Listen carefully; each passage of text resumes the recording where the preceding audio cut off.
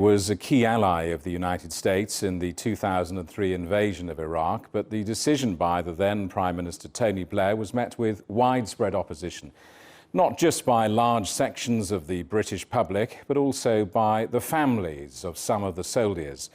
20 years on, our correspondent Shamim Chowdhury has been finding out why so many are still so angry. Corporal Stephen Albert was killed by friendly fire near the southern city of Basra just days into the Iraq War. A 2007 inquest found he died due to negligence by the British Army. His widow Debbie spent the next 14 years seeking justice. The Defence Secretary at the time claimed national security, which meant that I couldn't take it any further. I couldn't get it into our court, which is what I wanted. Because there was no appeals procedure or anything like that. I was just absolutely heartbroken. I was angry. I felt that I hadn't achieved all my goals that I wanted to do, because I promised Steve that I would get justice and make sure it wouldn't happen again. And it was just stopped in an instant. Debbie is among several families of British soldiers who took legal action against the army. They not only objected to the treatment of troops, but to the war itself. Their views were shared by millions across the country. Hundreds of thousands of people protested Britain's involvement in Iraq. But Prime Minister Tony Blair remained resolute. This is not the time to falter. This is the time for this House, not just this government or indeed this Prime Minister, but for this House to give a lead, to show that we will stand up for what we know to be right. Some even demanded he be tried for war crimes, accusing him of letting British soldiers and Iraqi civilians die in vain. This memorial honours the 179 British soldiers who lost their lives in Iraq. But the human casualties aren't the only price of war. The 8-year conflict cost the UK nearly $12 billion, paid for by British taxpayers. In 2016, an official investigation into the war, known as the Chilcot Inquiry, found that Iraq's leader Saddam Hussein did not pose a threat to Britain at the time of the invasion, and that evidence of him possessing weapons of mass destruction was not conclusive. Tony Blair rejected the criticism of his decision, and while he apologised for mistakes, he continued to justify the invasion, saying removing Saddam from power had been the right thing to do. But for Debbie's two young sons, Joshua and Connor, the war has meant growing up without a father. They had a lot of problems. They were behind at school. They had a lot of anger issues. They were privy to information that they shouldn't have been privy to. Just a few of the tens of thousands of British lives impacted by the country's involvement in Iraq.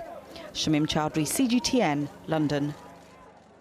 Claire Short was the UK's International Development Secretary, a member of the UK government during the lead-up to the Iraq War, and was there as the political and legal case was set out.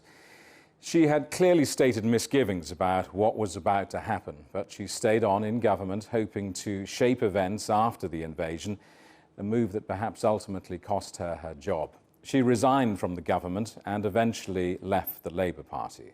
Claire Short, welcome. And did no one around the cabinet table in the UK in this march to war consider what would happen after the invasion? Was there no debate, no consideration of what happens next, a plan? Very little. I mean, the truth is the Americans were leading and Britain was just joining in. So obviously America, and you know, famously Rumsfeld, who was the Secretary of Defense in America, said, "We don't do nation building." They made no plan. They believed in their propaganda. They believed, because Saddam Hussein was a very cruel ruler and not popular with the people of Iraq. So they thought the people would welcome them and then they could just, you know, carry on with their lives and there wouldn't be any trouble. It was an utterly irresponsible lack of planning. And in fact, for the British troops, we told them from the Department of International Development just before the date, you'll be an occupying power, you'll have responsibility to make sure people are fed and looked after. And they started ordering food at the last minute. There was no planned preparation, and no, it wasn't raised around the cabinet table. The issue was whether we should be in it or not with the Americans, but everyone knew the Americans were leading. So 20 years on, how do you remember the Iraq War? I remember the Iraq War as a terrible mistake, and that the government, Tony Blair really individually, only got people's support by being untruthful about why he was doing it and whether there was WMD and what had happened at the UN. There was even dishonesty about that, pretending that they had UN authority when they didn't. So lies, breaches of international law, terrible destruction, brought shame on the government, diminished its reputation, alienated me from my party. The only thing to do now is learn lessons and try and bring peace and development to the people of Iraq who've suffered terribly. Claire Short, thank you very much. Back to you in Beijing.